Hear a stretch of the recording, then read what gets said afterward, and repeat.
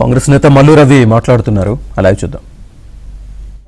Dam safety నాకు ఈ వివరాలు వీటిని ఏ రకంగా చేశారు 20 అడిగితే అవి ఇవ్వకుండా ఒక్క 11 మాత్రమే పంపించారు.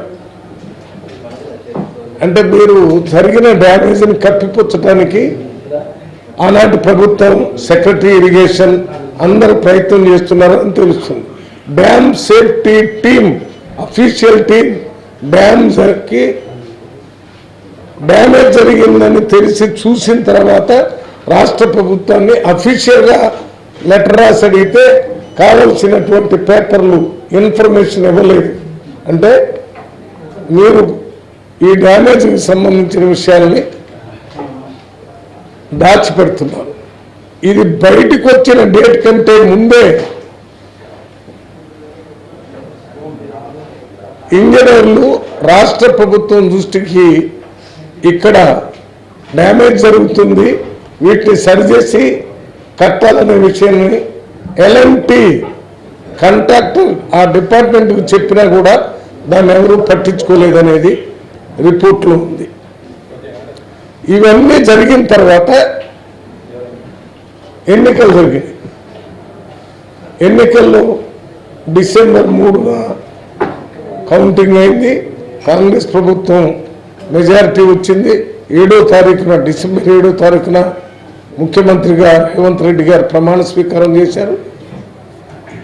దాని తర్వాత ఇరిగేషన్ మినిస్టర్ గారు ఉత్తమ్ కుమార్ రెడ్డి గారు ఆ కాళేశ్వరం డ్యామ్ విజిట్ చేశారు. అక్కడ జరిగినటువంటి డ్యామేజ్ అంతా కూడా టీవీల ద్వారా, పేపర్ ద్వారా ప్రజలకు అందరికీ తెలిసే విధంగా చేశారు. దాని మీద ఒక కమిటీని వేశారు.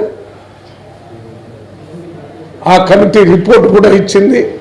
ఆ రిపోర్ట్లో ఏముందో ప్రజలందరికీ పేపరు, టీవీల ద్వారా చెప్పడమే కాకుండా అసెంబ్లీలో కమిటీ రిపోర్ట్ను కూడా పెట్టి ఈ రకంగా డ్యామేజ్ జరిగింది, దీన్ని ఏం చేయాలనే విషయం మీద మాట్లాడుతుంటే ఇక్కడ మొదలైంది బీఆర్ఎస్ ఎమ్మెల్యేలు, ఫార్మర్ మినిస్టర్లు మాట్లాడేటటువంటి మాటలు చూస్తే అక్కడ పోయినటువంటి కమిటీ ఇచ్చిన రిపోర్ట్ మీద వ్యతిరేకంగా మాట్లాడుతున్నారు. కాళేశ్వరం మీద మేము 1 కోటి ఎకరాలు ఇచ్చామనేదే చెప్తున్నారు. ఇంకా 1,00,000 ఎకరాలకు కూడా ఇవ్వలేదంటున్నారు. మొత్తం పూర్తయితే కూడా దీంట్లో ఇప్పుడు ఉన్న లెక్క ప్రకారం 19,25,000 ఎకరాలకు నీళ్ళు వస్తుందని నిపుణులు చెప్తున్నటువంటిది. పూర్తి అయితే అసలు పూర్తి కాలేదు, వదలలేదు. దీని మీద ఉన్నటువంటి నీళ్లు కిందకి వెళ్ళిపోయినాయి. దీనికి సంబంధించి ఎలక్ట్రిసిటీ ఖర్చు, వాళ్ళు 1 ఎకరానికి నీళ్లు అయిపోగా దీంట్లో ఎలక్ట్రిసిటీ ఖర్చే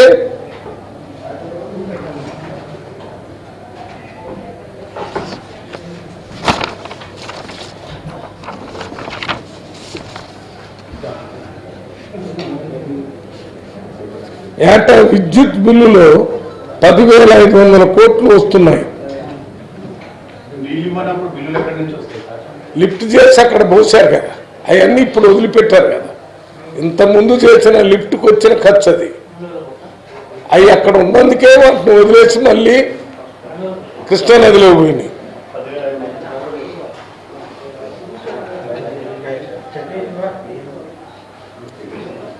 ఇది ఇంత డబ్బు ఖర్చు పెట్టి, ఇంత సమయం అంతా అక్కడే ఖర్చు పెట్టి కట్టినటువంటి ప్రాజెక్టులో వాళ్ళు ఇచ్చిన రిపోర్ట్ ఏమంటున్నారు? డిజైన్ తప్పుకుంది, దాంతోపాటు